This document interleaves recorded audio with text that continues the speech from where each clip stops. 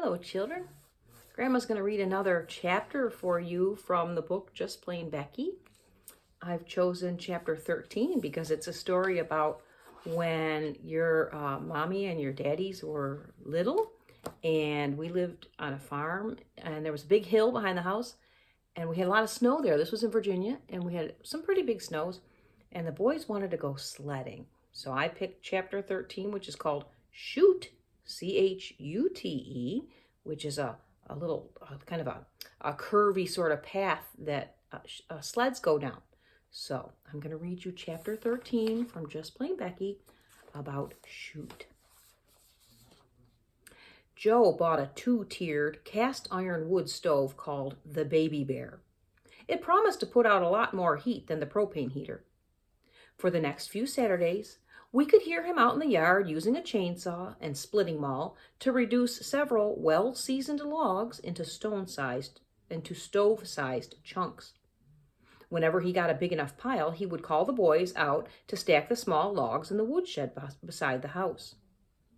The stove put out such a steady heat that we opened the library door most days, and the downstairs stayed pleasantly warm. Well, I should more accurately say that the downstairs was warmer in the daytime. One thing we quickly learned about wood stoves is that they need to be fed regularly. Though we went to bed warm enough every night, we did not make it to 2 a.m. before some little dreamer's foot would escape from his warm cocoon and wake him with a chill. Dad? I'm cold. Okay, I'll take care of it. Joe got up at least once a night to restock the stove. He tried to bank the wood and adjust the damper in such a way that the large chunks would hover between a burn and a smolder. But if you want heat from a piece of wood, you're going to have to consume the fuel. Still, Joe didn't seem to mind the chore. He developed a routine. Roll over, open the stove, stir things around a bit, and toss in the log that he had placed beside his pillow the night before. It got to where he could do it without fully waking. "Hey, Joe," I asked one Saturday morning, "do you suppose I could cook on that stove?" "I don't see why not." "Could I bake in it?" "What do you want to bake?" "Potatoes," I said. Feelings of kitchen inadequacy were plaguing me again, and I thought that maybe, with a good stove, I could finally have some success with plain cooking. "I don't see any reason why you couldn't bake potatoes. Just be sure you use the maple wood. I think pine logs might give it a funny taste or something." I wrapped 6 big potatoes in foil and opened the door to the wood stove. Where's the best place to put them, I wondered. The floor of the oven circling the burning logs seemed like a good place, so I arranged the shiny foil packets in a semicircle around the fire. Several hours later, how long does it take potatoes to bake, anyway? I quick fried some burgers in an iron skillet on the highest tier of the same stove. Maybe I was going to like simple life after all. This was kind of fun. Everyone gathered around the delicious-smelling burgers and watched expectantly as I opened the stove door to pull out the horribly black and shrunken packets. They didn't look like potatoes. The poor spuds had shriveled in the intense heat of the stove, and their lengthy stay had literally vaporized any moisture they had once contained. As for smoky flavor, the leathery little nuggets reeked of it. "Burgers are nice all by themselves," Joe said, trying to encourage me. What a hero. "Bring the buns and ketchup down here on the floor. We're going to have a picnic." "Can we go sledding after supper?" Colin asked, mid-burger. "Yeah," his excited little brother said. They stared at Joe as they waited for his answer. They, too, had learned to give their father time to think before he spoke. "I've got to work on the car. Maybe Mom wants to go out with you." "Tell you what," I said. "You guys help me with the dishes, and then I'll go sledding with you." "Will you go on the sled?" asked Colin. "Oh, I don't know about that. I think I'll just watch you guys have fun." I had long ago learned that getting on a sled was a very dangerous thing for me to do. Where other people seemed able to steer the little plastic torpedoes, I shot straight for the nearest hard object and met it head on.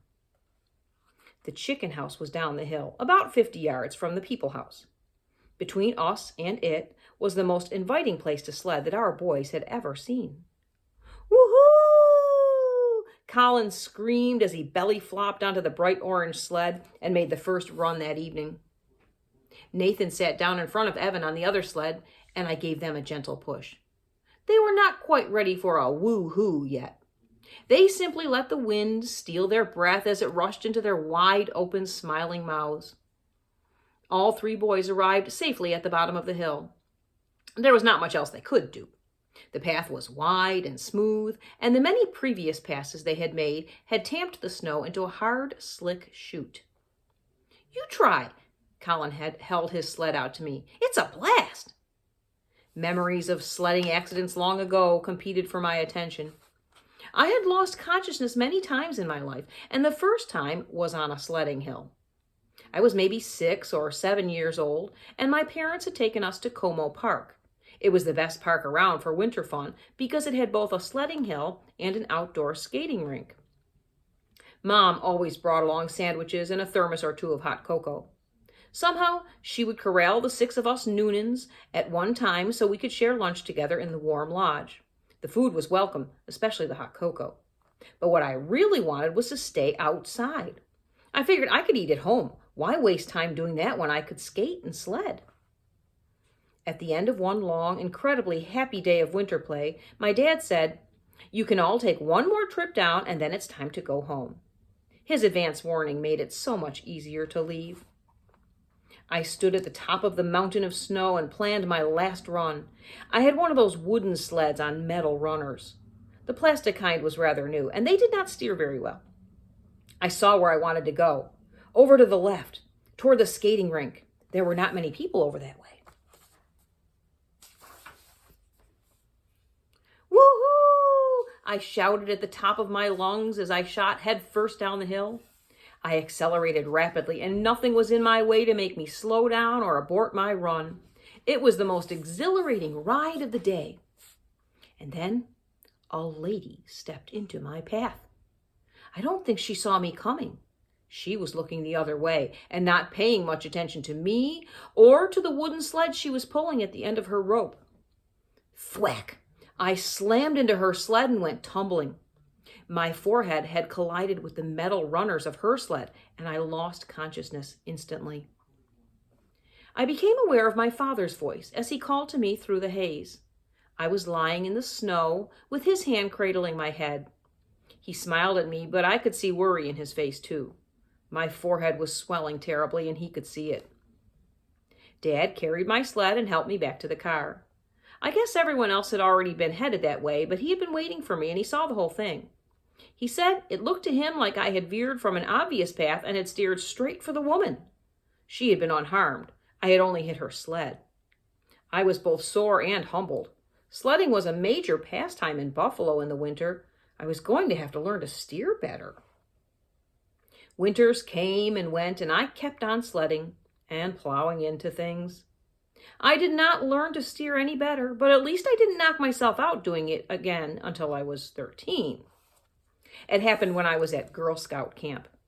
We used inner tubes instead of sleds at that camp. They were more fun. We not only whizzed down the hill at glorious speeds, but we twirled and bounced as we did so. Steering wasn't an option. How can you steer a rubber ball? It was just the sport for me. The sledding hill at camp was wide, but it was bordered by thick forest. This didn't seem like a problem, though, because the tubes generally went down the hill in a relatively straight path. All you had to do was keep clear of the trees, was start in the center of the hill. I dragged an extra large tube to the middle of the ridge and hopped on. The tube rapidly picked up speed on the perfectly packed, glassy slope. Faster, faster! I was twirling and bouncing, and I lost all sense of direction until I saw the trees approaching. I knew I was doomed. The tube had apparently, against all laws of physics, taken a sharp left turn seconds after I had begun my descent. I was headed straight for the forest. Thwam! Thwam! Slam! Thwack! Thud! I didn't pass out when I hit the first tree. I stayed conscious when my head slammed against the trunk of the second one. I was awake for the third and the fourth.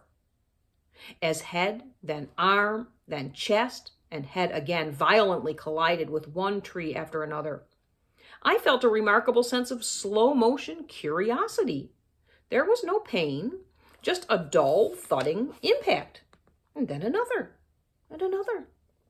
I only realized that I had been knocked unconscious when I came to at the bottom of the hill. Oh, I moaned. There was pain now. Though my body had stopped slamming into trees, my head and limbs were still thudding. It's remarkable to me that I did not break any bones. I was bruised and swollen, but intact. Before I even sat myself up, I did a very wise and important thing. I decided that I was going to learn to cross-country ski and permanently leave sledding to other, more steer-worthy people. You try, Mom, Colin said again as we stood on the hill above the chicken house. Honey, I just can't steer those things. They never go where I want them to, and I always ride right into things. It's easy, Mom. You just lean left to go right and lean right to go left. That's all there is to it. I looked at the hill. The boys had gone down it so many times they had worn a deep sled-sized groove that steered well clear of the chicken house. It would be practically impossible to jump out of that trough. Maybe this was my chance to redeem my reputation. All right, I finally agreed. There was nothing down there but chickens and a snow-covered pasture. How could I mess that up? I got on the deceptive orange rectangle, feet first, no belly flopping for me. Want me to give you a head start? Colin asked. No, I'm going to take it nice and slow. I jerked forward ever so slightly. The sled stayed put. Good.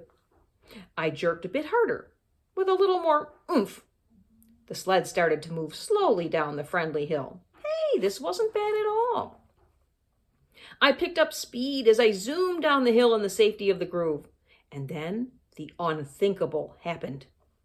According to eyewitnesses, my boys, I leaned enough to the left to raise the sled up over the right side of the chute. The sled shot out of the groove and sped straight for the corner of the menacingly placed chicken house. It was the forest all over again. Panicked birds politely made way as I slammed into the vertex of their sturdy-built home. Mama! Nathan cried from the top of the hill. Are you all right? Asked a worried-looking Colin. He had run down the hill as soon as he saw me veer off course, and he was right by my side. Well, it was a little scary, but I'm not hurt at all. Want to go again? Hadn't the boy realized how close his mother had just come to orphaning him? Are you nuts? I said with a big smile. Of course I do. That was a blast. We marched up the hill together and I got on the sled again. Colin was eagerly instructing me in the correct way to avoid a repeat performance. You leaned left, Mom. You gotta not lean. But what if I start to go that way anyway? What should I do? Lean right. Just remember, if you start heading for the chicken house, lean right. I scooted slowly forward again. I had gotten back on the horse after 25 years of sledding abstinence, and I fully intended to enjoy myself. Woohoo! I was in the groove and accelerating rapidly. Woohoo! Whoa! The sled jumped the track at the same spot as before. I frantically leaned to the left, then the right. Which way was I supposed to lean? Slam! You okay, Mom? This time they all called in a chorus from the top of the hill. You okay, babe? Apparently Joe had come over to watch just in time to see my little stunt. I brushed the snow off my dress, picked up the sled again, and reassembled my dignity. Yeah, it's just this chicken house keeps jumping in front of me every time I try to sled down the hill. We all laughed. Boys, come here, Joe called as he led them into the chicken house. Into the chicken house. They came out dragging a hay bale. Joe instructed them how to pile the hay around the corner. Joe instructed them how to pile the hay around the corner of the chicken house to make me a soft landing pad.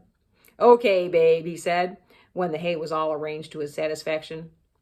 Though I tried desperately to drive the sled straight down the groove, the vehicle had a memory and a penchant for hurling helpless women into buildings. But I didn't care. The hay made it as soft a landing as any flying sportsman could want, and the impact this time was practically pain-free. Well, boys, do you believe me now? I asked with a full laugh. My sledding is about as good as my biscuits. Tell you what, you guys can finish the sledding. I'm gonna go in and curl up with a book on the soft, immovable couch. Hope you enjoyed that chapter. See you later.